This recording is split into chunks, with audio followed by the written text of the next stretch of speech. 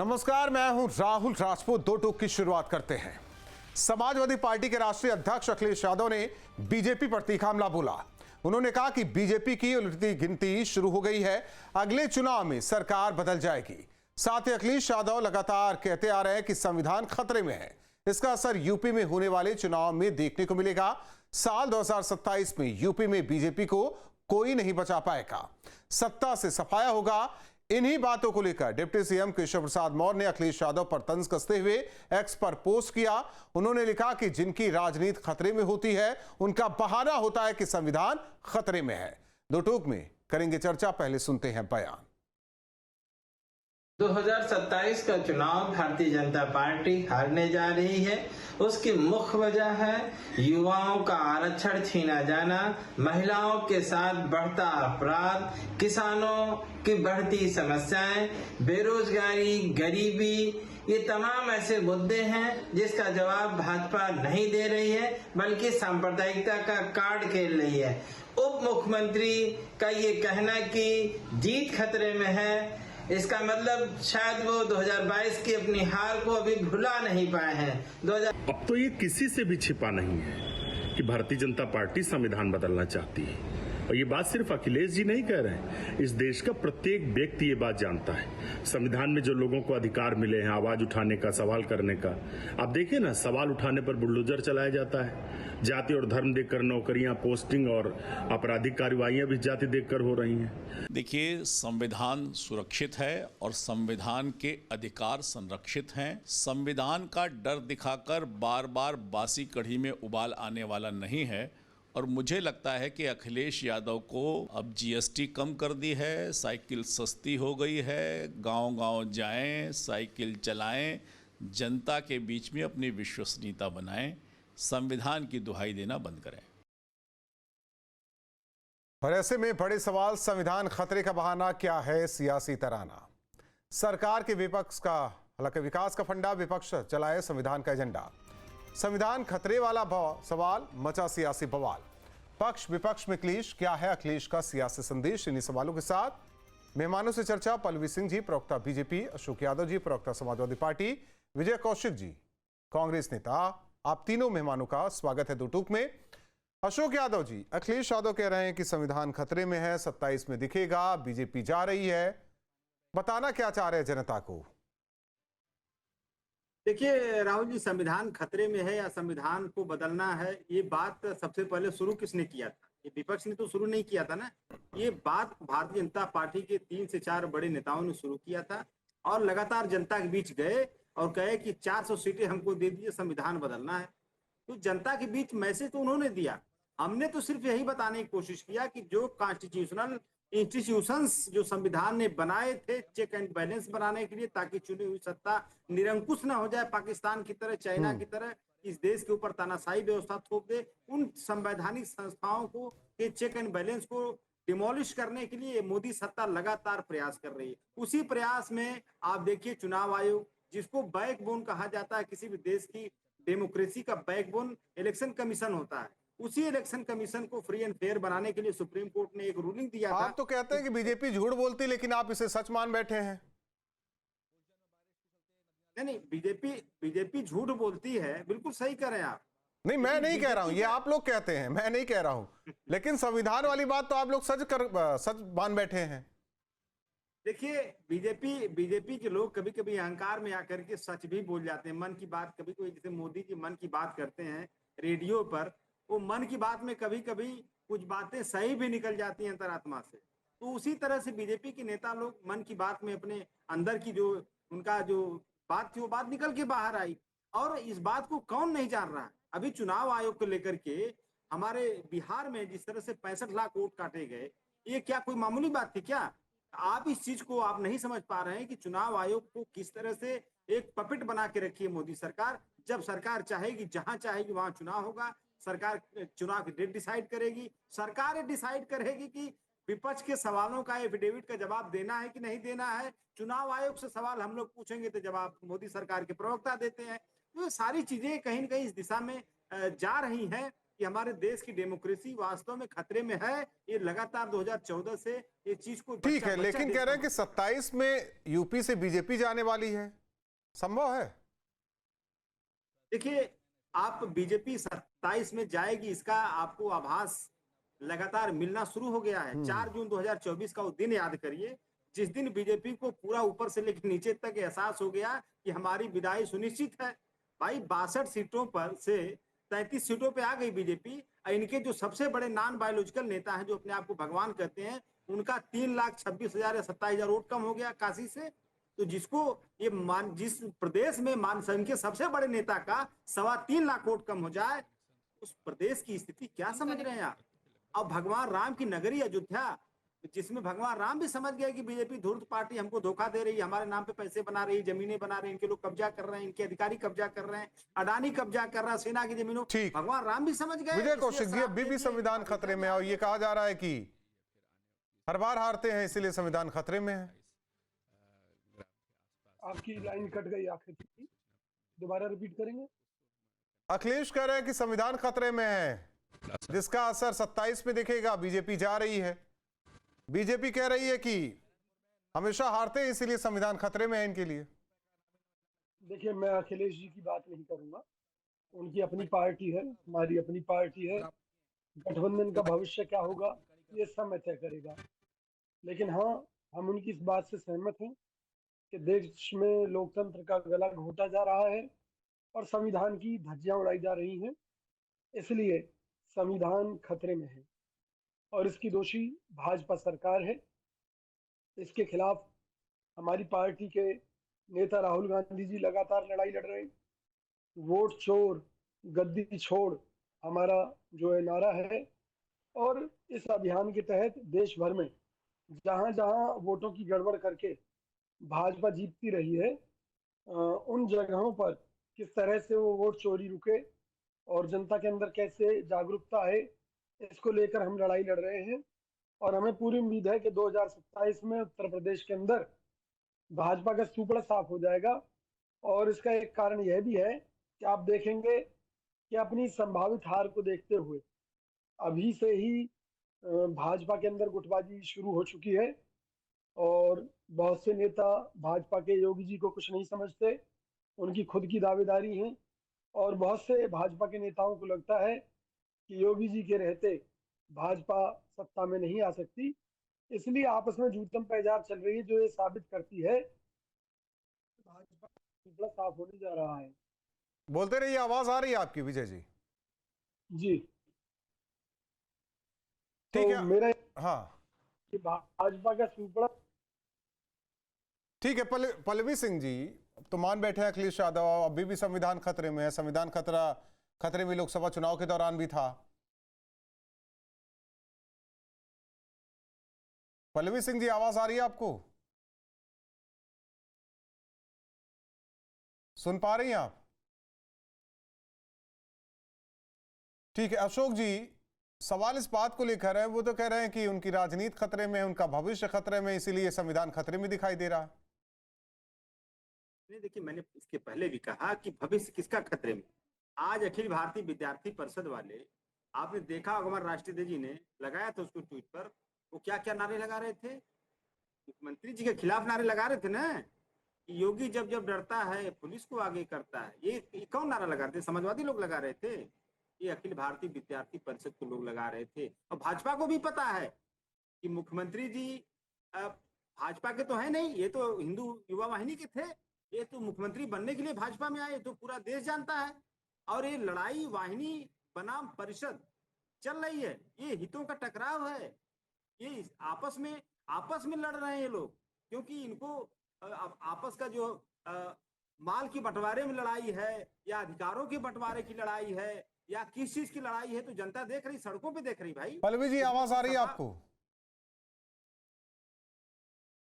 ठीक है, कंटिन्यू करते रहिए आप अशोक जी। हाँ राहुल जी, मैं यही कह रहा था कि सड़कों पर दिख रहा है कि संजय निषाद वहां पे क्या बोल रहे हैं, कह रहे गठबंधन तोड़ दीजिए, अनुप्रिया पटेल की पार्टी के लोग अलग बता रहे हैं, आशीष पटेल की 1700 करोड़ देके हमारे पार्टी को खराब किया, हमारे पार्टी को डिस्टेबलाइज किया जा रहा है। तो आपस में इतना ज्यादा नूरा कुश्ती चल रही है भाजपा के अंदर कि ये आपस में लड़के खत्म हो जाएंगे। और जनता के सामने एक मजबूत विकल्प समाजवादी पार्टी और इंडिया गठबंधन के रूप में सामने दिख रहा है। हमारी गुड गवर्नेंस का मॉडल दिख रहा है जनता के सामने। डायल 100 जैसी सेवाएं दिख रही, फ्री एम्बुलेंस दिख रहा है, लैपटॉप दिख रहा है, एक्सप्रेस वे दिख रहा है, हमारे जो गुड गवर्नेंस का मॉडल दिख रहा है।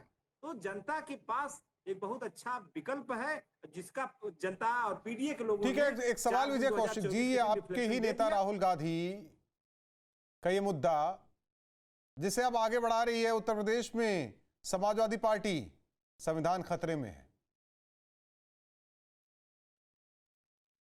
कुछ कट जाते हैं, लेकिन मैं आपको एक चीज बता दूं, मैंने कहा कि उत्तर प्रदेश की राजनीति में सपा के साथ हमारा गठबंधन होगा या नहीं, ये अभी बाद का विषय है। लेकिन इतना तय है कि कांग्रेस पार्टी उत्तर प्रदेश में अपने दम पर सत्ता में आने के लिए तैयार है। जमीनी स्तर पर जो अजय राय जी के नेतृत्व में काम चल रहा है और जो हमारा संघर्ष जमीनी स्तर पर कांग्रेस कार्यकर्ताओं का चल रहा है, उससे उत्तर प्रदेश में एक बड़ा बदलाव होने जा रहा है। खास तौर पर राहुल गांधी जी ने जो वोट चोरी का खुलासा किया, उससे अब खुद वाराणसी की जनता ये मानने लगी है कि उनके साथ मोदी जी द्वारा धोखा किया गया और मोदी जी वहां से चुनाव हार रहे थे, लेकिन कहीं ना कहीं चुनावी गड़बड़ करके मोदी जी को जिता दिया गया। तो बहुत सारे सवाल हैं।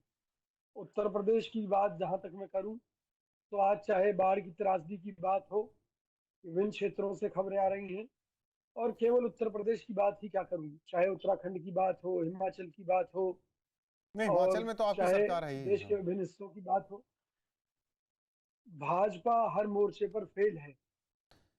पल्लवी सिंह जी, संविधान खतरे में है, उसका असर दिखाई देगा 27 के चुनाव में। बीजेपी को जाने से कोई नहीं बचा पाएगा और तैयार बैठे हैं समाजवादी पार्टी के राष्ट्रीय अध्यक्ष।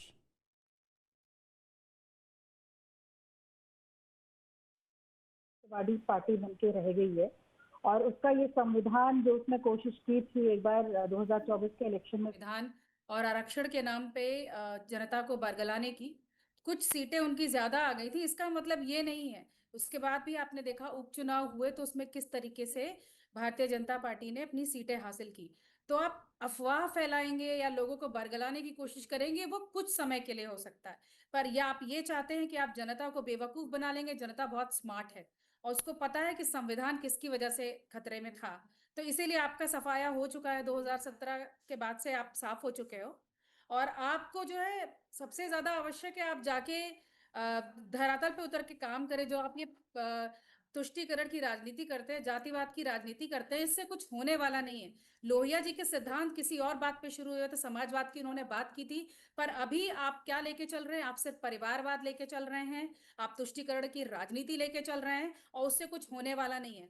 जातियों में बांटने का आप बहुत प्रयास कर रहे हैं और आप उसके लिए कई सारे नए नए चीजें लेकर आ रहे हैं। आरक्षण समाप्त हो रहा है, संविधान समाप्त हो रहा है। संविधान आप तो खुद ही अब समझते हैं, आप संविधान के जनक के समक्ष आप अपने आप को समझते हैं। आपकी फोटो लगती है बाबा साहेब के साथ, आप अपनी फोटो लगाते हैं, उनके समक्ष अपने आप को समझते हैं, समकक्ष।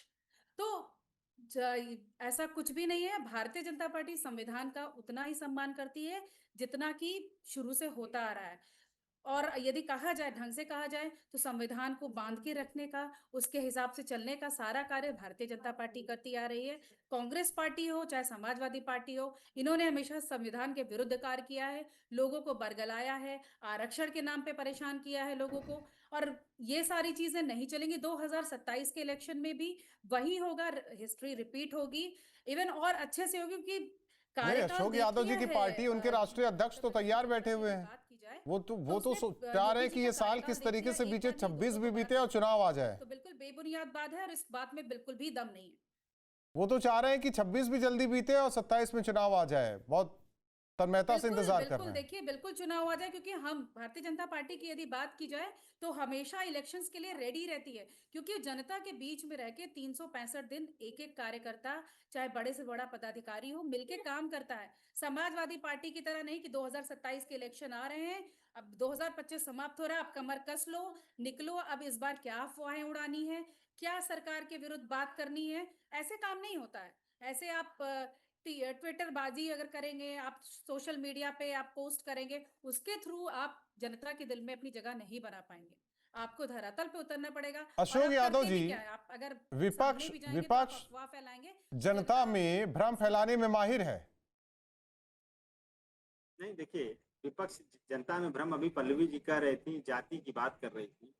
जो मुख्यमंत्री गोमती नगर में एक महिला के साथ छेड़छाड़ वाली घटना को विधानसभा में कई लोगों के नाम थे, आपको भी पता होगा, उन नामों में से एक मुसलमान एक यादव, दो लोगों का नाम वो मुख्यमंत्री जी लिए, और वो मुख्यमंत्री जी की सरकार में करी जात की बात कर रहे हैं। जो जिस मुख्यमंत्री के राज में 69,000 शिक्षक भर्ती में सिर्फ जाति के आधार पर आरक्षण काट दिया गया, उनकी नौकरियां छीन ली गई, उनके लोग कह रहे हैं कि विपक्ष के लोग जातिवाद करते हैं। जिस मुख्यमंत्री के कार्यकाल में पूरा उत्तर प्रदेश में ऊपर टॉप से चीफ सेक्रेटरी से लेकर के जिलाधिकारी तक, सीडीओ तक जात के आधार पर नियुक्तियां देख देख के की जा रही हैं, वो लोग कह रहे हैं समाजवादी पार्टी जात की बात करती है। मतलब गजब है, अब पूरा उसी में नहाए हैं जातिवाद में, अब विपक्ष करें जातिवाद की बात कर रहे हैं। ओम प्रकाश राजभर जी जैसे लोग किस वजह से भाजपा के साथ, जो योगी जी को भीख मांगने की ट्रेनिंग देने की बात कर रहे थे, तमाम गाली गलौज करते थे महेंद्र नाथ पांडे तत्कालीन विधानसभा जो उत्तर प्रदेश के प्रदेश अध्यक्ष के खिलाफ, वो लोगों को आप सत्ता में शामिल किए हैं। बेदी राम का विधायक पेपर लीक करवा रहा है, किस वजह से? वो राष्ट्रवाद का झंडा बुलंद कर रहे हैं क्या ओम प्रकाश राजभर? वो तो जातिवाद का ही झंडा न बुलंद करके चल रहे हैं आपके साथ साथ। संजय निषाद कोई राष्ट्रवाद का झंडा बुलंद कर रहे हैं क्या? जातिवाद का झंडा बुलंद कर रहे हैं। और आप लोग कर रहे हैं जातिवाद की बात कर रहे हैं, आप लोग परिवारवाद की बात करते हैं। तो ऐसा कोई सेक्टर नहीं है जिससे आप अछूते हैं, उसमें आप पीएचडी डिग्री होल्डर है भाई। ठीक है Pallavi Singh ji, PhD degree holder.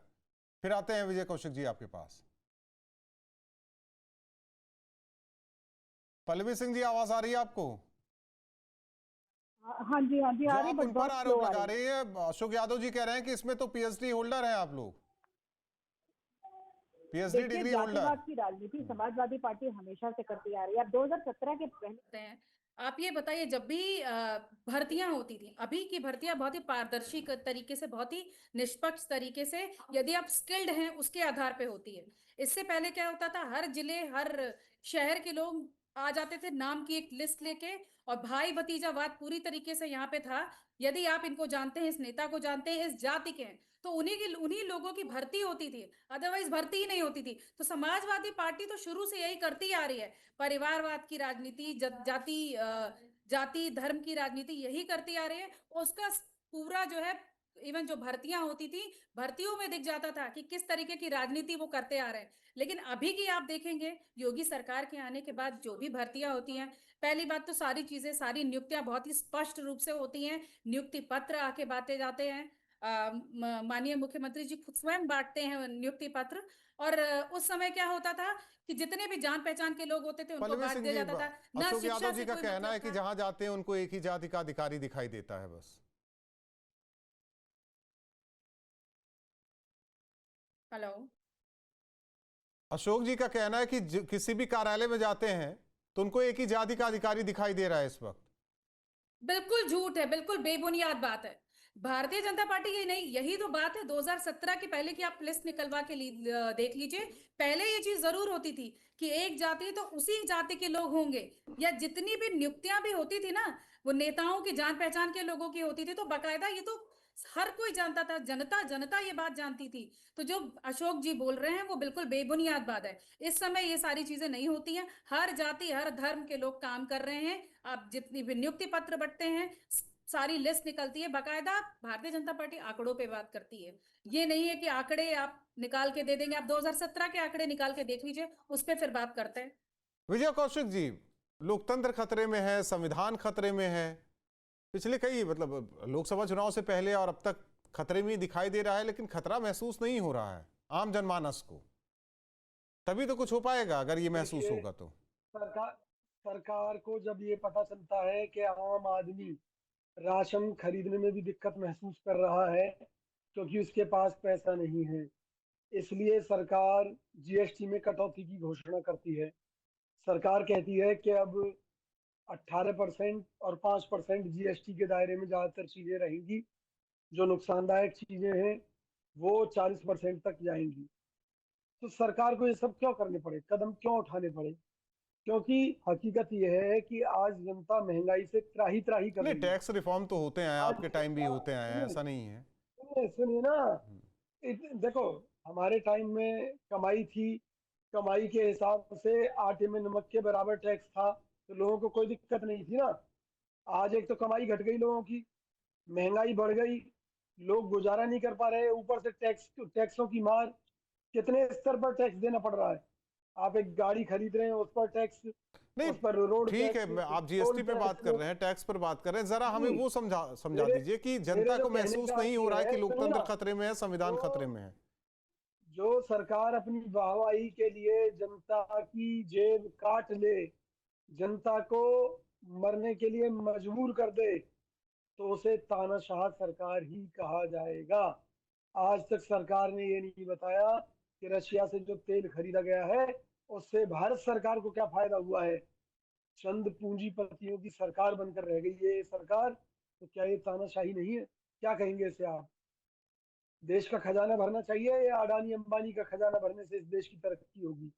अगर अडानी अंबानी का खजाना भरने से इस देश की तरक्की होती है तो हम मान लेंगे कि इस देश में लोकतंत्र है, इस देश में संविधान है। और अगर चंद पूंजीपतियों का घर भरने से देश का भला नहीं हो रहा, 90% जनता त्राही त्राही कर रही है, या देश की आधी से ज्यादा जनता सरकार के ठीक है पास पल्लवी सिंह गेहूं जी, पर जिंदा है, तो ये तानाशाही शर्मनाक इसलिए लोकतंत्र और संविधान खतरे में है। देखिए ये तो बिल्कुल बेबुनियाद बात है। डेमोक्रेटिक कंट्री लोकतंत्र है, तभी सरकार को जो भी लोगों को बोलना है बोलते हैं, उनकी माँ तक को गाली दे देते हैं। तो ये सब तो बेबुनियाद बातें आप बोल रहे हैं कि तानाशाही चल रही है। हाँ, तानाशाही आपके समय में चलती थी, आप अपनी पार्टी में चलाते हैं तानाशाही। कि आपने यदि बोल दिया कि राम मंदिर के दर्शन नहीं करने हैं, आपके राष्ट्रीय अध्यक्ष ने बोल दिया तो नहीं करने, इसको कहते हैं तानाशाही। पूजा पाल जी ने मुख्यमंत्री जी की सदन में खड़े होकर तारीफ कर दी, आपने उनको निकाल दिया, इसको कहते हैं तानाशाही। तो तानाशाही का एग्जाम्पल ये आपको दे रही हूँ। और आपने महंगाई की बात की, देखिए आप अगर दर देखेंगे तो दर बिल्कुल मेंटेन है, 6-7% होनी चाहिए किसी भी देश की, और वो बिल्कुल मेंटेन्ड है। और आपने एक चीज नोटिस की होगी कि इस समय लोगों की परचेजिंग पावर बहुत ज्यादा बढ़ी हुई है, यदि बात की जाए देश की। और नहीं, इस पर तो आप किसी भी चीज देखिए, की हम संविधान और उसी लोकतंत्र पे बैठे हुए हैं बात करने के लिए जी। कि आखिर क्या खतरे में है, और वही समझने की बिल्कुल, कोशिश देखिए, कर रहे हैं। बिल्कुल लेकिन भी अशोक खतरे में यादव जी नहीं अभी है। कुछ निष्कर्ष नहीं निकल पाया किस तरीके से खतरे में है, और खासकर यूपी की बात करें वो नहीं निकल पा रहा जो निष्कर्ष निकलना चाहिए। नहीं, संविधान खतरे में क्यों है, ये इसके एक उदाहरण नहीं है। आप इस देश की व्यवस्थापिका, कार्यपालिका, न्यायपालिका और तीसरा है मीडिया, ये चारों हमारे चौथा स्तंभ लोकतंत्र कहते हैं। हाँ, हमारे लोकतंत्र के स्तंभ हैं। और इन सारे स्तंभों पर कहीं न कहीं प्रहार किया जा रहा है सरकार के द्वारा। और प्रहार की वजह से ही आप अगर मीडिया की बात करें तो प्रेस फ्रीडमशिप इंडेक्स में हम 150 के लगभग हैं। आप अगर हमारे जो कार्यपालिका की बात करिए तो कार्यपालिका में जितने भी एजेंसीज हैं, उन सारे एजेंसीज पे जिनके पास संविधान ने स्वतंत्र पावर दी थी, जैसे आप मैंने इसके पहले चुनाव आयोग की बात किया था। चुनाव आयोग को हमारे संविधान सभा ने सुप्रीम कोर्ट के जज की तरह इम्यूनिटी दी थी। जैसे सुप्रीम कोर्ट के जज के पास इम्यूनिटी, वही इम्यूनिटी इलेक्शन कमीशन को, चीफ इलेक्शन कमिश्नर को थी। लेकिन सरकार ने क्या किया, अपने पपेट को बना दिया एक तरह से। जो चाहती है सरकार वो चुनाव आयोग कर रहा है। अब इससे ज्यादा खतरा क्या हो सकता है? जिस देश में अगर चुनाव ही अनफेयर तरीके से हो, उस देश का फेयर कैसे मैं इससे पहले भी सवाल किया था कि इससे पहले भी मैंने सवाल किया था कि इतनी नजदीकी है पल्लवी सिंह जी, तो वो जो 400 पार का नारा दिया था उसे तो साकार कर लेना चाहिए था। जब आरोप लग रहा है तो लगने दीजिए, राजनीति में आरोप लगते हैं। जिस हिसाब से अशोक यादव जी बता रहे संविधान खतरे में है और पूरा साथ मिलता है चुनाव आयोग का, तो फिर उत्तर प्रदेश का जो रिजल्ट था लोकसभा में वो नहीं होना चाहिए था पल्लवी जी। देखिए जैसे वही बात है ना, संविधान आप बोल रहे हैं कि वो अभी आपने चुनाव आयोग पे भी सवाल उठाए। यदि चुनाव आयोग में गड़बड़ी हुई होती या इलेक्शंस में गड़बड़ी हुई होती, आपने ईवीएम पे भी सवाल उठाया, तो आपकी जो सीटें आई हैं वो नहीं आती, एक तरफा जीत हुई होती। निष्पक्ष तरीके से चुना हुआ है। जैसे आपके समय पे क्या होता था, लोग बैलेट बॉक्स तक उठा के लेके चले जाते थे, पूरी की पूरा बूथ कैप्चर कर लिया जाता था।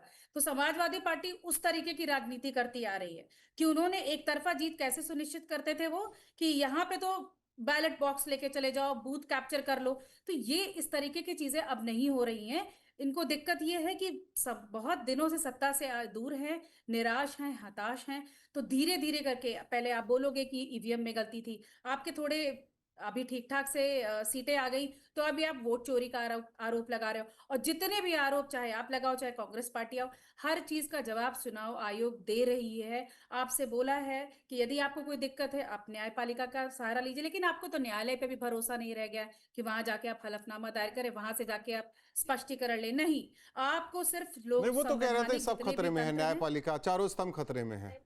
बिल्कुल। ये इन्होंने देखिए, समाजवादी पार्टी और कांग्रेस पार्टी ये एक नैरेटिव सेट कर रही है, जनता को धोखे में डालना चाह रही है, जनता को भ्रम में डालना चाह रही है और एक अराजकता का माहौल तैयार करने की कोशिश कर रही है पूरे विजय कौशिक जी, विजय कौशिक जी, न लोकतंत्र खतरे में है, न संविधान खतरे में है, न देश खतरे में है, खतरे में विपक्ष है, क्योंकि जीत की दरकार है, वो जीत मिल नहीं रही।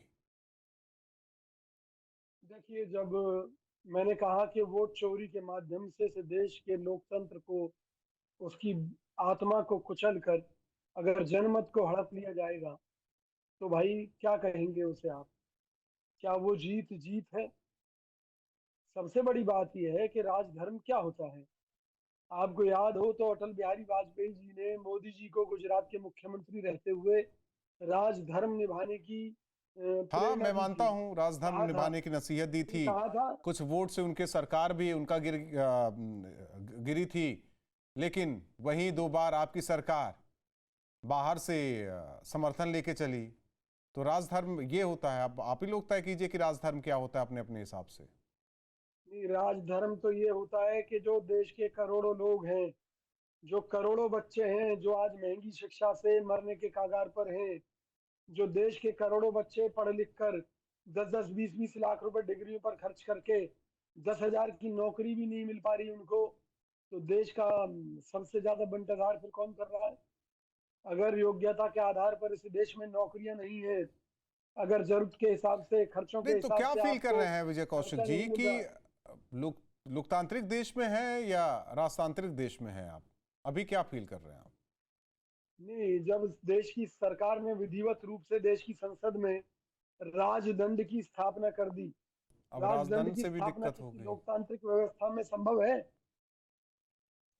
संभव है क्या? जब राजदंड माने राजशाही, दंड माने कि उसका जो सिंबल है वो आपने स्थापित कर दिया, यानी कि अब आप बताइए ना, आप क्या फील कर रहे हैं ना, आप क्या महसूस कर रहे हैं, आपकी पार्टी क्या महसूस कर रही है? देखिए, हमारी पार्टी तो आर पार की लड़ाई लड़ रही है। खास तौर पर राहुल गांधी जी इस देश में आर पार की लड़ाई लड़ रहे हैं।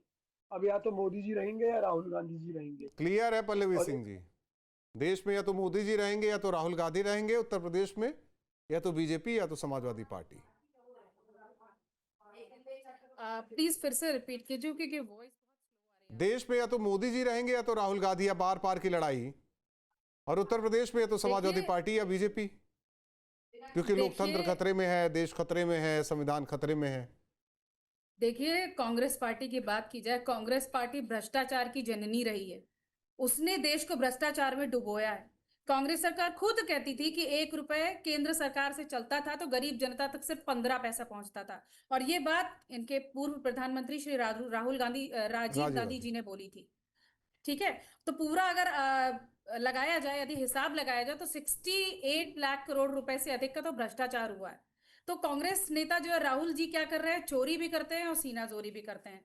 तो देश में क्या रहेगा ये डिसाइड करने वाले कांग्रेस पार्टी वाले या समाजवादी पार्टी वाले या भारतीय जनता पार्टी वाले कोई नहीं है। ये डिसाइड करने का कि देश में सरकार किसकी होगी सिर्फ लोगों का हक है, और वही डिसाइड कर सकती है और वही डिसाइड करेगी। हालांकि जनता सर्वोपरि है, यही तो लोकतंत्र की खूबसूरती है, इसे माने या ना माने। बहुत बहुत धन्यवाद आप तीनों मेहमानों का हमारे साथ जुड़ने के लिए। अखिलेश यादव का कहना है कि लोकतंत्र खतरे में, जिसका असर 27 में दिखेगा और बीजेपी जा रही है, जबकि दूसरी ओर कांग्रेस का यही कहना है लगातार लोकसभा चुनाव से पहले और आज तक लोकतंत्र खतरे में। अब वोट चोरी की बात, सवाल है कि सब कुछ तय करने वाली यहां की जनता, यहां की आवाम 27 में तय होगा कि किसके पक्ष में जनता ने किया मतदान। लेकिन उससे पहले राजनीति चरम पर है। दो टूक में इतना ही।